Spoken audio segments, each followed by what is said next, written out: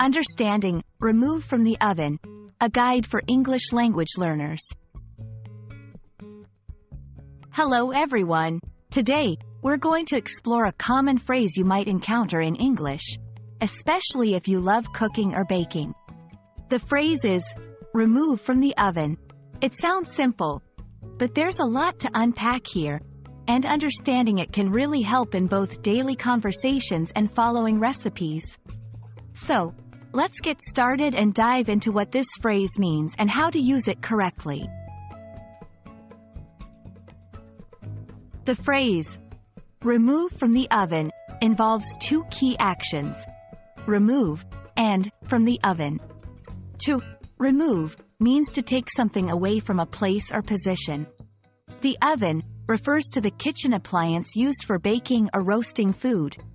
So, when combined, the phrase instructs to take something out of the oven. It's a common directive found in cooking and baking recipes. This phrase is most commonly used in culinary contexts. Whenever a recipe reaches a point where food needs to stop cooking or baking, it will instruct you to remove it from the oven. This action is crucial for ensuring that the food doesn't overcook or burn.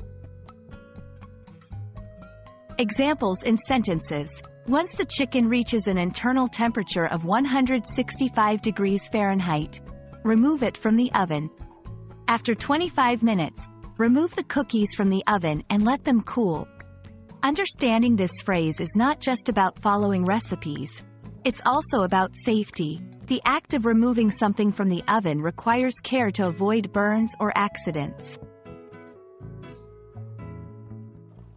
1. Listening for context. Pay attention to the context in which remove from the oven is used. It often comes towards the end of a cooking process. 2. Practice with recipes. Try following simple recipes that use this phrase. Hands-on practice is a great way to remember its meaning.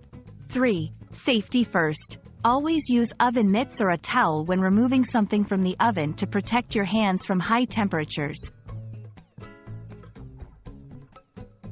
I hope this video has helped clarify what remove from the oven means and how you can use it in your English conversations and cooking adventures. Remember, learning English is like learning to cook. It takes practice, patience, and a bit of creativity. Don't be afraid to make mistakes and keep trying. Happy learning, and see you in our next video.